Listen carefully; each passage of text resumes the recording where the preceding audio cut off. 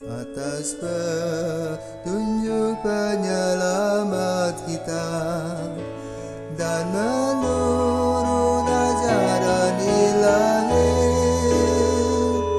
maka beranilah kita bernyanyi. Bapa kami yang ada di surga, dimuliakanlah namamu. Saudara-saudari terkasih di dalam Kristus, selamat pagi. Salam jumpa lagi dalam Sabda Siap Saji Kamis 6 Januari 2022, hari biasa sesudah penampakan Tuhan. Marilah kita berdoa dalam nama Bapa dan Putra dan Roh Kudus. Amin. Tuhan, dengan pengantaraan Putramu, Engkau menyinari segala bangsa dengan cahayamu.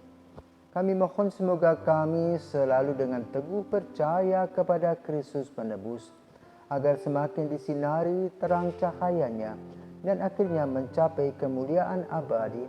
Demi Yesus Kristus Putramu dan pengantara kami, yang hidup dan berkuasa kini dan sepanjang masa. Amin. Tuhan bersamamu dan bersama rohmu. Inilah Injil Yesus Kristus menurut Lukas. Dimuliakanlah Tuhan. Lukas bab 4 ayat 14 sampai dengan 22a. Sesudah dicobai iblis di padang gurun dalam kuasa roh, kembalilah Yesus ke Galilea, dan tersiarlah kabar tentang Dia di seluruh daerah itu. Selama di situ ia mengajar di rumah-rumah ibadat di situ, dan semua orang memuji Dia. Lalu ia datang ke Nazaret, tempat ia dibesarkan.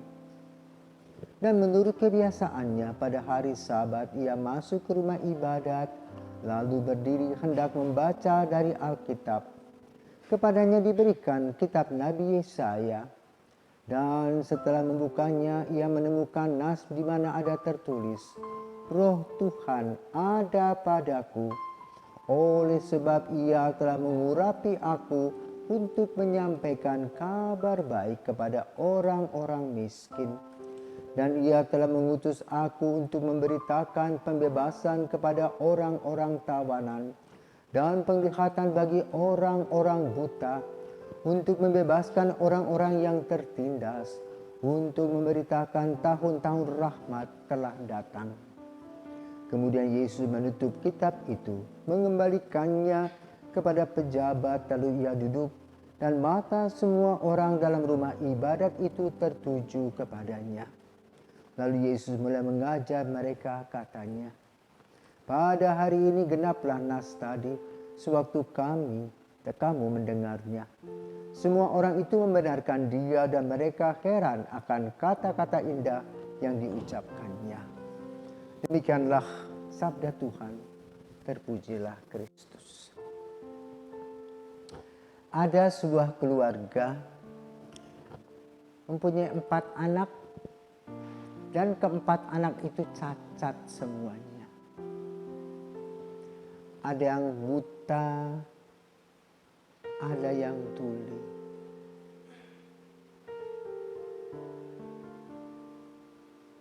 Bagaimana mereka berempat? Ketika orang tuanya yang hidup pas-pasan meninggal, yang buta menjadi pemijat, yang bisu bisa melihat, menghantar ke tempat orang yang akan dipijat. Dia boleh katakan 2 pasang, satu ke utara, satu ke selatan. Itulah mereka. Tugas mereka mengumpulkan uang mencari nafkah. Apa yang mereka pikirkan?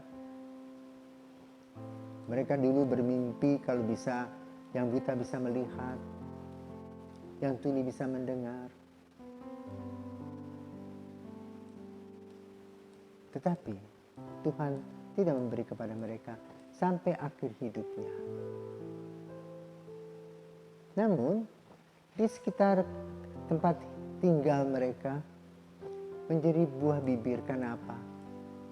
Biarpun buta, tuli, tapi hidup mereka rukun satu sama lain. Dan mereka berani untuk datang pergi ke persekutuan doa. Si buta yang bisa mendengar memberitakan kepada si tuli dengan aba-abanya, dengan tanda-tanda yang dimilikinya, saling bahu-membahu. Pada zaman Yesus, banyak orang buta. Bukan hanya fisik, tetapi juga rohani. Maka Yesus datang untuk menyembuhkan. Banyak orang yang bodoh, yang tidak bisa membaca tulis. Maka Yesus datang mengajar sebagai guru. Yesus mempunyai visi dan misi, yaitu cinta kasih. Maka Injil pada hari ini lebih menekankan bagaimana kehadiran Yesus itu berkat Roh Kudus.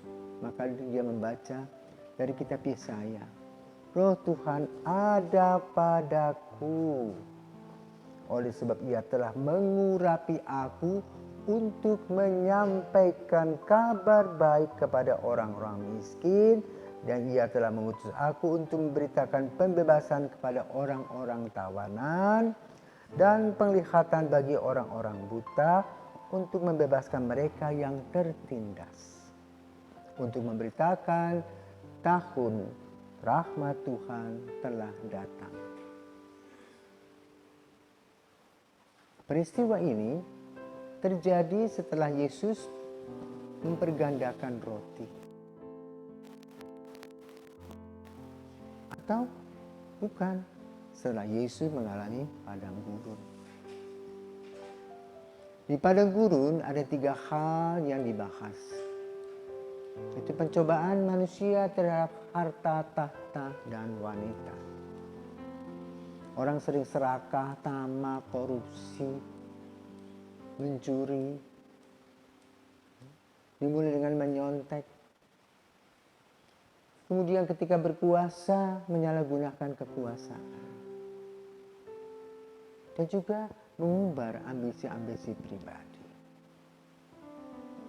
Di lain sisi, kalau dibahas lebih lama lagi, lebih dalam lagi, maka percobaan Yesus di padang gurun bernilai untuk jasmani, rohani, dan jiwa. Karena manusia berroh, berjiwa, dan berbadan. Banyak orang yang tidak peduli, karena itu situasi yang digambarkan tadi menggambarkan situasi di mana orang secara jasmani merasa lapar, tidak punya kebebasan, merasa tertindas, saling menekan.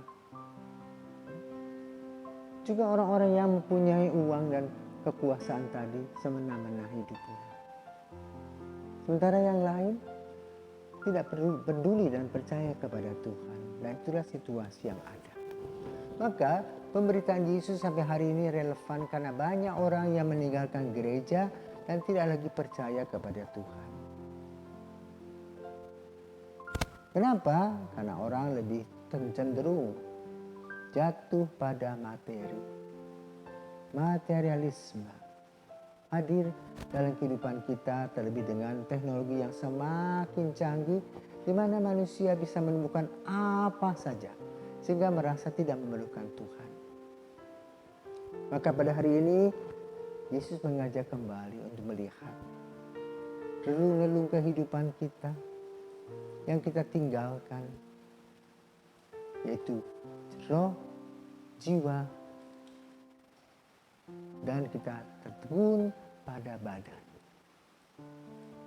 yang kalau mati habis, tetapi roh tetap hidup selama-lamanya. Maka dikatakan dalam ini, roh Tuhan ada padaku, bukan badan Tuhan ada padaku, bukan jiwa Tuhan ada padaku, tapi roh Tuhan ada padaku, yang artinya apa?